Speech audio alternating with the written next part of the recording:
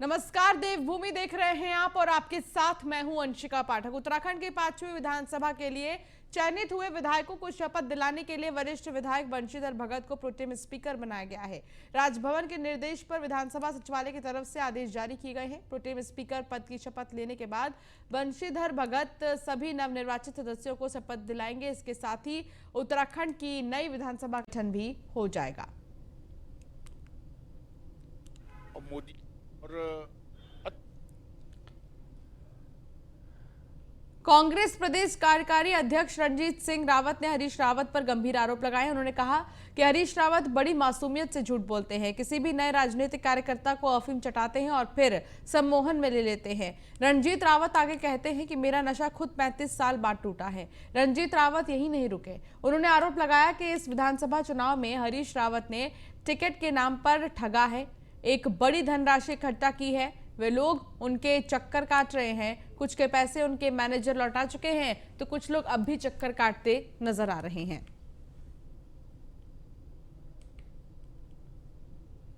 मैं बहुत लिहाज अभी तक किया, बहुत कम चीजें कही हैं, लेकिन आज मैं कहना चाहूंगा कि हरीश रावत बड़ी मासूमियत से झूठ बोलते हैं और किसी भी नए राजनीतिक कार्यकर्ता को, नेता को अफीम चटा देते हैं और अपने सम्मान में ले लेते हैं। मेरा नशा खुद 35 साल में टूटा और जिन लोगों को उन्होंने इस समय टिकट के नाम पर ठगा है और एक बहुत बड़ी धनराशि इकट्ठी की है, वो लोग उनके चक्कर काट रहे हैं। कुछ के पैसे उनके मैनेजर लौटा चुके हैं और कुछ लोग अभी उनके चक्कर काट रहे हैं। ये सारी चीजें सामने आएंगी।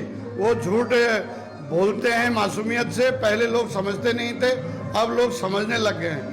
और मैंने साल भर पहले एक बयान दिया था कि हरीश रावत की मनोदशा ठीक नहीं है, उनको आराम की जरूरत है। मैं आज फिर अपनी उस बात पे कायम हूँ। मैं बहुत लिहाज अभी तक किया, बहुत कम चीजें कही हैं, लेकिन आज मैं कहना चाहूंगा कि हरीश रावत बड़ी मासूमियत से झूठ बोलते हैं और किसी भी नए राजनीतिक कार्यकर्ता।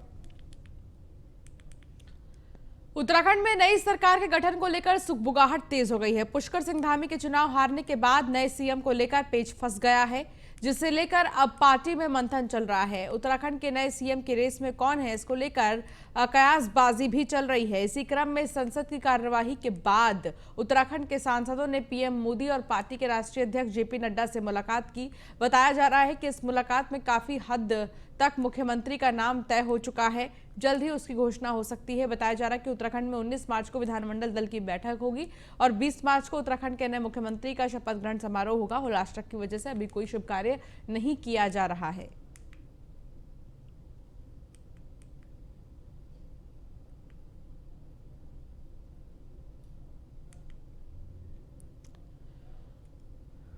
उत्तराखंड के कार्यवाहक मुख्यमंत्री पुष्कर सिंह धामी का कहना है कि जल्द ही नवनिर्वाचित विधायक मंडल दल की बैठक बुलाई जाएगी। बैठक में विधायक अपने नेता का चुनाव करेंगे। गौरतलब है कि 10 मार्च 2022 को नए उत्तराखंड विधानसभा चुनाव को नतीजे आए थे, परिणाम आए थे। बीजेपी को बंपर बहुमत मिली है। बीजेपी ने उत्तराखंड की 70 में से 47 सीटों पर जीत हासिल की। बीजेपी की मुख्य प्रतिद्वंदी पार्टी कांग्रेस को सिर्फ 19 सीटें मिली। हालांकि बीजेपी के लिए यह झटके की बात रही कि मुख्यमंत्री पद के दावेदार पुष्कर सिंह धामी खटीमा से हार गए चुनाव। विधानसभा चुनाव में उत्तराखंड बीजेपी के खाते में आया तो जरूर, लेकिन पुष्कर सिंह धामी चुनाव नहीं जीत पाए। अब बीजेपी को ऐसे चेहरे की तलाश है जो उत्तराखंड में एक स्थिर और मजबूत सरकार दे सके। इस रेस में कई चेहरे दिखाई दे रहे हैं।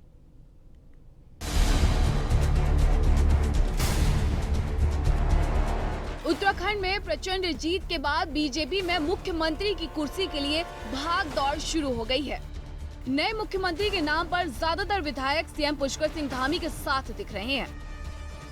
सियासी हलकों में ये चर्चा भी जोरों पर चल रही है कि बीजेपी आलाकमान पुष्कर सिंह धामी को फिर सत्ता की कमान सौंप सकता है। वहीं सीएम पद पर पुष्कर धामी के अतिरिक्त श्रीनगर सीट से नवनिर्वाचित विधायक धन सिंह रावत, चौबट्टा खाल से विधायक सतपाल महाराज, हरिद्वार से विधायक मदन कौशिक के नाम की भी चर्चा है। कुछ बीजेपी नेताओं का ये भी कहना है कि यदि केंद्रीय नेतृत्व गैर विधायकों में दाव लगाता है तो राज्यसभा सांसद अनिल बलूनी, केंद्रीय रक्षा राज्य मंत्री अजय भट्ट और उत्तराखंड के पूर्व मुख्यमंत्री रहे डॉक्टर रमेश पोखरियाल निशंक में से किसी एक को मौका मिल सकता है। देवभूमि में सीएम की कुर्सी के लिए बीजेपी का कोई नेता खुलकर तो सामने नहीं आ रहा है, लेकिन अरमान तकरीबन हर नेता के जोर मार रहे हैं। वहीं एक संभावना इस बात की भी है कि मोदी, शाह और नड्डा की तिकड़ी सीएम के चुनाव में किसी भी चेहरे पर दाव लगाकर फिर सबको चौंका सकती है। उत्तराखंड की कमान कौन संभालेगा, इस पर अंतिम फैसला बीजेपी आला कमान को ही लेना है। इसके लिए पर्यवेक्षक भी नियुक्त कर दिए गए हैं। केंद्रीय मंत्री धर्मेंद्र प्रधान और पीयूष गोयल को पर्यवेक्षक बनाया गया है। ये दोनों विधायक दल की बैठक में मुख्यमंत्री के नाम पर सहमति बनाने का प्रयास करेंगे। ऐसी संभावना है कि सोमवार के बाद किसी भी दिन केंद्रीय मंत्री धर्मेंद्र प्रधान और पीयूष गोयल देहरादून पहुंच सकते हैं। देखिए, भारतीय जनता पार्टी में जिस भी विधायक को नेता दल का चयन किया जाएगा, हम सब उसके साथ खड़े हैं और केंद्रीय नेतृत्व जो है सबको जानता है और मुझसे बड़े सीनियर लोग हैं हमारे पार्टी में जो चुनाव जीत के आ रखे हैं। वहीं मुख्यमंत्री पद की दौड़ में शामिल अजय भट्ट ने न्यूज वन इंडिया से बातचीत में कहा कि रेस में नाम लोग चलाते हैं, पार्टी में सभी कार्यकर्ता हैं, मैं भी कार्यकर्ता हूं, जो जिम्मेदारी मिलती है वो निभाता हूं, लेकिन पार्टी में पहले विधायक दल की बैठक होगी, फिर नेता चुना जाएगा। मैंने कहा ना, नाम तो चलते रहते हैं, कोई चला देते हैं, कोई चल जाते हैं, कहीं प्रेस चला देती है, कहीं जनता की तरफ से आ जाते हैं। नाम से कोई मतलब नहीं है, आते रहते हैं। लेकिन विधानमंडल दल में माननीय विधायकगण जिस नाम को चुनेंगे वही अधिकृत होंगे, वही नाम पार्लियामेंट्री बोर्ड में जाएगा ऊपर, और उसके बाद वो विधायकों के बीच में ही घोषित किया जाता है। संगठन महामंत्री जी से भी आपकी मुलाकात हुई सर, क्या कुछ बात?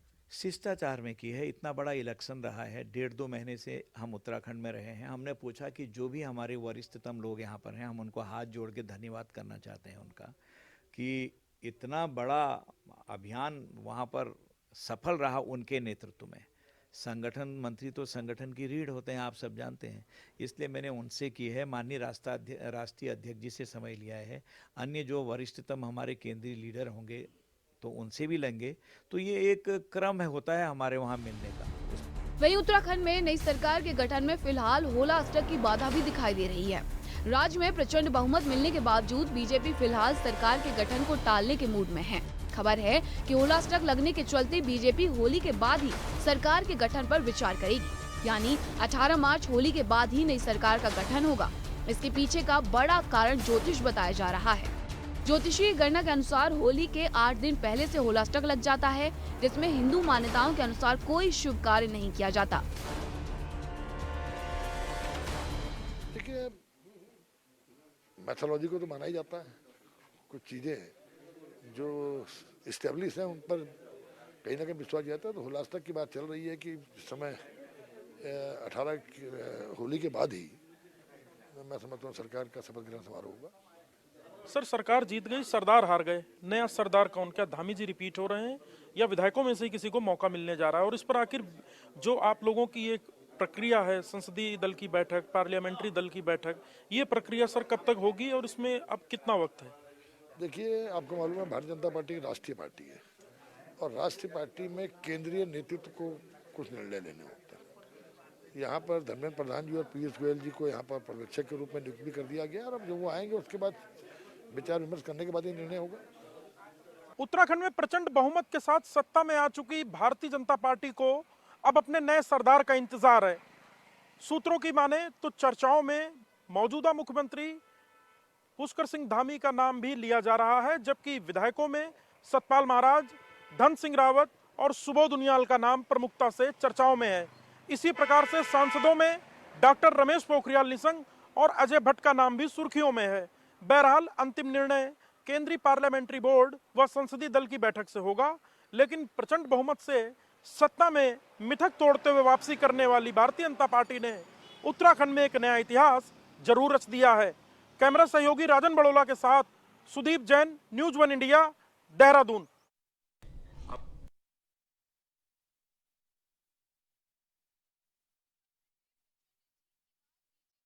उत्तराखंड बीजेपी को मिली प्रचंड जीत के बाद प्रदेश अध्यक्ष मदन कौशिक को मुख्यमंत्री बनाने की मांग उठ रही है। हाल ही में मदन कौशिक हरिद्वार स्थित शंभावी धाम पहुंचे थे, जहां आपको बता दें कि उन्होंने होली कार्यक्रम में शिरकत की थी और वहां मौजूद साधु संतों ने उन्हें सीएम बनाने की मांग उठाई है।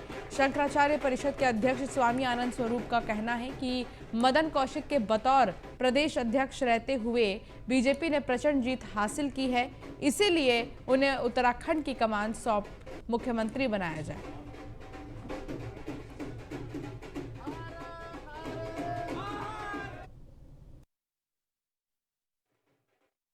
और मुझे भी लगता है कि निश्चित रूप से जो व्यक्ति 5 बार चाहे वो किसी भी तरह से जीता है, ट्रेमेंडस उसकी विक्ट्री है, तो मदन कौशिक के नाम पे भी विचार करना चाहिए, क्योंकि प्रदेश अध्यक्ष के रूप में निश्चित रूप से वो जो काम किया है उन्होंने, और उनके ही नेतृत्व में चुनाव लड़ा गया, पुष्कर सिंह धामी के चेहरे पे चुनाव लड़ा गया, तो इन दोनों नाम पे जरूर चर्चा करनी चाहिए। और चूंकि पुष्कर सिंह धामी चुनाव हार चुके हैं, इसलिए मदन कौशिक के नाम पर विचार करना चाहिए और मदन कौशिक को ही मुख्यमंत्री बनाना चाहिए। बहुत दिनों से बड़े बड़े पद पे रहे, उन्होंने बहुत काम किया हरिद्वार के लिए, और मुझे भी लगता है कि निश्चित रूप से जो व्यक्ति 5 बार चाहे वो किसी भी तरह से जीता है, ट्रेमेंडस उसकी विक्ट्री है, तो मदन कौशिक के नाम पे भी विचार करना चाहिए, क्योंकि प्रदेश अध्यक्ष के रूप में निश्चित रूप से कोई दावेदार नहीं होता है, जो भी तय होगा वो सभी का सामूहिक तय होता है। और मैं समझता हूँ कि इस प्रकार का कोई नाम चलना चलाना ये सब मीडिया का काम है, बाकी जो भी होगा निर्णय वैसे होगा। कोई दावे लैंसडाउन से नवनिर्वाचित विधायक दिलीप सिंह रावत ने हरक सिंह रावत पर जुबानी हमला बोला है। उनका कहना है कि हरक की सच्चाई जनता के सामने आ गई है। उन्होंने कहा कि जनता के बीच हरक सिंह रावत अपनी विश्वसनीयता को खो चुके हैं। राजनीति में ईमानदार, निष्ठा, चरित्र और समर्पण की भावना होनी चाहिए, जो हरक सिंह रावत में नहीं है। उन्होंने ये भी कहा कि हरक सिंह रावत खुद को शेरे गढ़वाल बताते हैं, जबकि वो सीआर है। देखिए, उन्होंने केवल अभी तक लहर के साथ चुनाव लड़ा, लहर का प्रयोग करके ही चुनाव जीते हैं वो, और कभी विपरीत परिस्थितियों में नहीं लड़े। पहली बार विपरीत परिस्थितियों में आए तो उनकी वास्तविकता पता चल गई है, और खाली एक मीडिया मैनेज करके अपने को तथा कथित भोबड़ा मैनेजर, चुनाव का मैनेजर वो साबित करते थे। लेकिन अब की बार पता चल गया है कि उनकी अपनी वास्तविकता क्या है, और अब सब लोग उनसे परहेज भी करेंगे राजनीति में, क्योंकि जिस तरह से एक राजनीति में ईमानदारी, निष्ठा, समर्पण और चरित्र विशेष महत्व रखता है, अब लोग ये जानने लगे हैं कि जो इनके विपरीत जाते हैं लोग, जिनके पास इस चीज़ की धरोहर नहीं है, उन लोगों को स्वीकार नहीं करेंगे लोग। देखिए, कांग्रेस प्रदेश अध्यक्ष गणेश गोदियाल का कहना है कि चुनाव से पहले उठे मुस्लिम यूनिवर्सिटी विवाद की जांच की जाएगी। गोदियाल ने कहा, जब कांग्रेस के मैनिफेस्टो में मुस्लिम यूनिवर्सिटी खोलना कहीं भी नहीं था और ये व्यक्ति विशेष द्वारा अपनी बात रखी गई थी, लेकिन भाजपा द्वारा उसी को मुद्दा बनाया गया। इस लिहाज से उस व्यक्ति द्वारा कहा गया उसके बारे में कांग्रेस जांच करेगी। गोदियाल ने कहा कि कांग्रेस के अंदर भीतर घाट हुआ है। गोदियाल ने यह भी कहा कि हरीश रावत रामनगर से चुनाव लड़ना चाहते थे, लेकिन उन्हें आखिरकार लालकुआं भेज दिया गया। ये सत्य है कि हरीश रावत जी रामनगर से चुनाव लड़ना चाह रहे थे, लेकिन रामनगर में होने वाले संभावित संघर्ष को टालने के लिए ये मेरी भी इच्छा थी कि रावत जी लालकुआं से चुनाव लड़ें। कांग्रेस के तमाम कार्यकर्ता अगर इस रूप में मुझे भी दोषी समझते हैं कि उनको जबरदस्ती लालकुआं भेजा गया, तो मैं भी उस दोष में शामिल हूँ। लेकिन उसका मकसद उसके पीछे ये था कि कोई संघर्ष बाहर न दिखे, इस प्रकार की कोई बात नहीं हो, इसलिए उस संघर्ष को टालने के लिए हमने ये कोशिश की थी और ज़्यादा बेहतर और सेफ सीट उन्हें मुहैया कराई जा सके, ये वो वाली कोशिश थी। अब ठीक है, चूँकि उसमें अपयश आया है, तो उस अपयश में अगर हम भी भागी हैं, हम शामिल होने को तैयार हैं उसमें। विश्व प्रसिद्ध गंगोत्री धाम की गंगोत्री विधानसभा सीट का एक मिथक इस बार भी हमेशा की तरह कायम रहा है। कहा जाता है कि यहां से जो भी विधायक जीतता है, सुबह में उसी की सरकार बनती है। इसी को लेकर हमारे संवाददाता ने यहाँ के विधायक से बातचीत की, सुरेश चौहान से बातचीत में सुरेश चौहान ने क्या कुछ कहा, आपको सुनाते हैं। उत्तराखंड की गंगोत्री विधानसभा का मिथक इस बार भी लगातार बरकरार रहा है, चूंकि कहा जाता है कि गंगोत्री विधानसभा से जो विधायक बनता है, सूबे में उसी की सरकार होती है, और ऐसा इस बार हुआ भी। गंगोत्री से विधायक पहली बार बने हैं सुरेश चौहान मेरे साथ हैं खास मुद्दों पर बात करने के लिए। सर, सबसे पहले आपका न्यूज़ इंडिया में स्वागत है। गंगोत्री के बारे में कहा जाता है शुरू से ही मिथक रहा है, और मिथक इस बार बरकरार भी रहा है, चूंकि जो विधायक वहां से बनते हैं उनकी कहीं ना कहीं सूबे में सरकार होती है, और ये मिथक इस बार भी रहा है। सबसे पहले क्या कहना चाहेंगे पूरी गंगोत्री क्षेत्र की जनता को लेकर और प्रदेश की जनता को लेकर? सबसे पहले मैं गंगोत्री की जनता का और पूरे उत्तराखंड की जनता का और पूरे तमाम भारतीय जनता पार्टी के देवतुल्य कार्यकर्ताओं का तहे दिल से बहुत बहुत आभार करता हूं और सबको अपनी तरफ से मां गंगा की तरफ से बहुत बहुत बधाई देता हूं कि आज हमारी उत्तराखंड में सरकार बनने जा रही है। ये खुशी का माहौल है पूरे कार्यकर्ताओं के अंदर। गंगोत्री से जो जीता ये सत्यता है और ये मिथक है। और उत्तर प्रदेश के ज़माने उत्तरकाशी जो जीता था, उत्तर प्रदेश में उसकी सरकार बनती थी, ये भी मिथक है। तो माँ गंगा की कृपा है और माँ गंगा पे सबकी आस्था है और माँ गंगा की कृपा से आज हम उत्तर प्रदेश में भी प्रचंड बहुमतों से माननीय मोदी जी, योगी जी के नेतृत्व में और यहाँ पर जो हमारे प्रधानमंत्री हैं माननीय मोदी जी, उनके नेतृत्व में और हमारे जो उस समय इस समय जो है जो मुख्यमंत्री रहे धामी जी, उनके नेतृत्व में जो चुनाव लड़ा है तो प्रचंड बहुमत से जो है। सर एक सवाल ये भी है क्योंकि गंगोत्री विधानसभा है उत्तराखंड का ही नहीं बल्कि पूरे विश्व का आदमी वहाँ पर आता है गंगोत्री विधानसभा, और इस लिहाज से आपके लिए चुनौती कहीं ना कहीं बहुत बड़ी हो जाती है क्योंकि चार धाम से जुड़ा हुआ क्षेत्र भी है। तो इसमें कहीं ना कहीं कुछ ऐसी प्राथमिकताएं रहेंगी क्योंकि जिस तरह से वहाँ पर लोग आ रहे हैं, भक्तों को कहीं ना कहीं बिल्कुल सहूलियत मिले, इसके लिए क्या कुछ ठोस कदम रहेंगे? देखिए, इसके लिए हमारी भारतीय जनता पार्टी की सरकार और हमारे जो माननीय मोदी जी का मिशन है। आपने देखा कि पहले जब चार धाम, चाहे बद्रीनाथ की बात करें, चाहे केदारनाथ की बात करें, चाहे गंगोत्री की बात करें, चाहे यमुनोत्री की बात करें, जब ऋषिकेश से आदमी चलता था तो हमारे कई लोगों से, चाहे वो किसी भी प्रदेश का रहने वाला होता था, तो वो 10 बार जो है ऋषिकेश के पास आकर माथा टेकता था कि मैं बच के आ गया। क्योंकि जब पहाड़ों में जब बसें चलती थी, टैक्सियाँ चलती थी, तो बहुत सड़कों की स्थिति बड़ी खराब थी। आज उसी चार धाम को विकसित करने के लिए, चार धाम को सुगम बनाने के लिए जो भारतीय जनता पार्टी और जो माननीय मोदी जी की सोच है कि जो ऑल वेदर सड़क का जो एक मतलब जो है निर्माण का कार्य जो चल रहा है और काफ़ी कुछ हो चुका है, काफ़ी सड़कें बन चुकी हैं। क्षेत्र भी है तो इसमें कहीं ना कहीं कुछ ऐसी प्राथमिकताएं रहेंगी क्योंकि जिस तरह से वहाँ पर लोग आ रहे हैं, भक्तों को कहीं ना कहीं बिल्कुल सहूलियत मिले, इसके लिए क्या कुछ ठोस कदम रहेंगे? देखिए, इसके लिए हमारी भारतीय जनता पार्टी की सरकार और हमारे जो माननीय मोदी जी का मिशन है।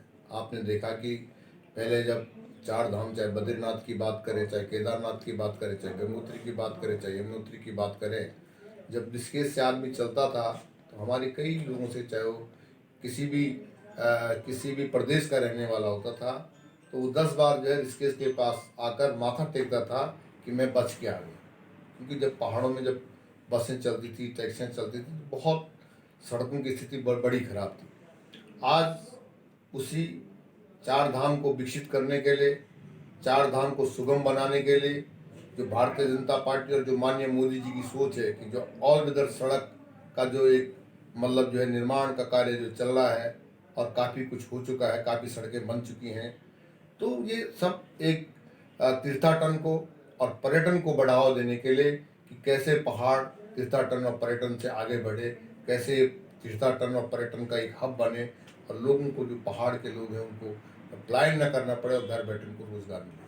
सर एक सबसे बड़ा सवाल ये भी है जो कि 20 साल का उत्तराखंड हो चुका है, 22 साल में लगातार हम देख रहे हैं और कहीं ना कहीं बीजेपी रही है, कांग्रेस भी आई है, लेकिन मंत्री पद आखिरकार उत्तरकाशी को नहीं मिल पाया है। पूरे जिले की अगर बात करें, गंगोत्री की खासकर अगर मैं बात करूँ, इस बार कहीं ना कहीं जनता में ये मांग जरूर उठ रही है, हालांकि पिछले दिनों भी उठी थी, लेकिन इस बार खास तौर पर मांग उठ रही है कि गंगोत्री से भी मंत्री पद दिया जाए। क्या लगता है, आप कहीं ना कहीं कैबिनेट में जगह मिलने की उम्मीद रखते हैं या फिर बात करेंगे?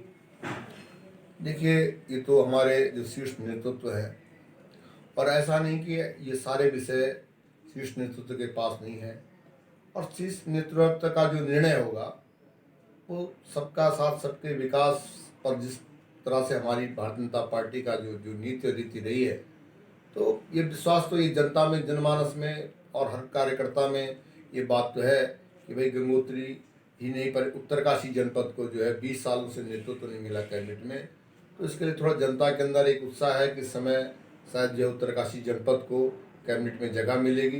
ये हमारा पूरा विश्वास है। बाकी जो शीर्ष नेतृत्व का नेतृत्व होगा उसके लिए सब तैयार हैं और सब लोग विकास के लिए काम करेंगे। उत्तरकाशी जनपद को पूरे उत्तराखंड को आगे बढ़ाने के लिए सब काम करेंगे। धन्यवाद। ये थे हमारे साथ गंगोत्री से विधायक सुरेश चौहान, जिन्होंने इशारों में साफ किया है कि आखिरकार उत्तरकाशी और गंगोत्री की जनता जरूर चाहती है कि कहीं न कहीं कैबिनेट में भी उनके विधायक को जगह मिले। कैमरामैन राजन बडोला के साथ संदीप नेगी, न्यूज़ इंडिया, देहरादून। कार्यवाहक मुख्यमंत्री पुष्कर धामी ने सोमवार को मुख्यमंत्री आवास में बच्चों के साथ उत्तराखंड का लोकपर्व फूलदेई मनाया है।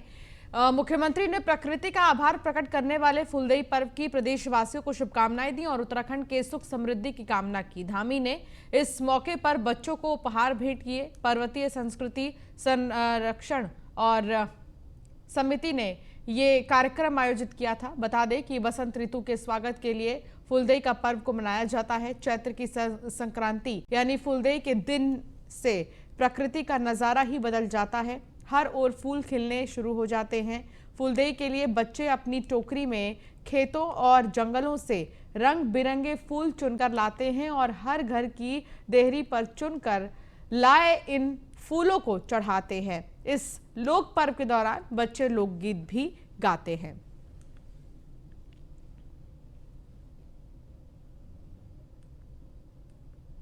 फूलदेई हमारे यहाँ से बड़े धूमधाम से प्रकृति संरक्षण का एक त्यौहार है, एक पर्व है और निश्चित रूप से जहाँ उत्तराखंड हमारी देवभूमि है वहीं प्रकृति संरक्षण के क्षेत्र में भी आज हमारे उत्तराखंड का नाम सबसे पहले आता है। मैं सभी प्रदेशवासियों को फूलदेई पर्व की बहुत बहुत बधाई देता हूँ, बहुत बहुत शुभकामनाएं देता हूँ। देहरादून में पूर्व डीजीपी अनिल रतूड़ी और उनकी पत्नी वरिष्ठ आईएएस अधिकारी राधा रतूड़ी ने प्रदेशवासियों को फूलदेई पर्व की बधाई दी है। फूलदेई पर्व पर पूर्व डीजीपी ने पत्नी राधा रतूड़ी संग पारंपरिक लोकगीत भी गाया। फूलों को सौंधा सौंधा फूल बिरौला, मोरों का झूठा फूल न तोड़ा, मोरों का झूठा फूल न लाया, चला फुलारी फूलों को सौंधा सौंधा फूल बिरौला। नमस्कार। देवभूमि उत्तराखंड के सभी वासियों को आज वसंत के उत्सव पर, उसके आगाज पर, हमारे पहाड़ों का त्यौहार फूलदेई के अवसर पर बहुत बहुत शुभकामनाएं, हार्दिक शुभकामनाएं। आज के दिन पहाड़ों में हमारे बच्चे फूल तोड़कर लाते हैं और वसंत की शुभकामनाओं के तौर पर अपने घरों की देहरी पर लगाते हैं। गदरपुर से मिली हार के बाद कांग्रेस ने कंबोज धर्मशाला में बैठक की और अपनी हार पर मंथन किया। इस दौरान तमाम कांग्रेस नेता भी शामिल रहे। बता दें कि बीजेपी नेता अरविंद पांडे ने गदरपुर सीट से कांग्रेस के प्रेमानंद महाराजन को 1120 मतों से पीछे छोड़ विजयी बने, जिसके बाद प्रेमानंद महाजन का कहना है कि आम जनता ने मुझे ढेर सारा प्यार दिया है, इसीलिए मैं हारा नहीं हूं। साथ ही उन्होंने ये भी कहा कि एक सामान्य व्यक्ति को पार्टी ने टिकट दिया, उसके लिए मैं कांग्रेस का धन्यवाद करता हूं। अंक गणितों के हिसाब से तो हारे ही हैं और जहाँ तक लोगों का प्यार की बात है, बहुत ज़्यादा प्यार लोगों ने दिया। मैं अपने आप को हारा नहीं मानता। मैं आज इसीलिए सभी कार्यकर्ताओं से निवेदन किया था कि आप लोग आएँ, एक जगह बैठते हैं और उनको धन्यवाद देने के लिए, होली की बधाई देने के लिए आज का ये जो कार्यक्रम है मैंने किया था। कार्यकर्ताओं ने बहुत ज़्यादा मेरे लिए मेहनत किया। आज उनको धन्यवाद मैं आपके माध्यम से देता भी हूँ और सबसे यही निवेदन करता हूँ कि आप अपने अपने बूथ, अपने आसपास को मजबूत रखें। और फिलहाल इस बुलेटिन में इतना ही। आप बने रहिए न्यूज़ 1 इंडिया के साथ। नमस्कार।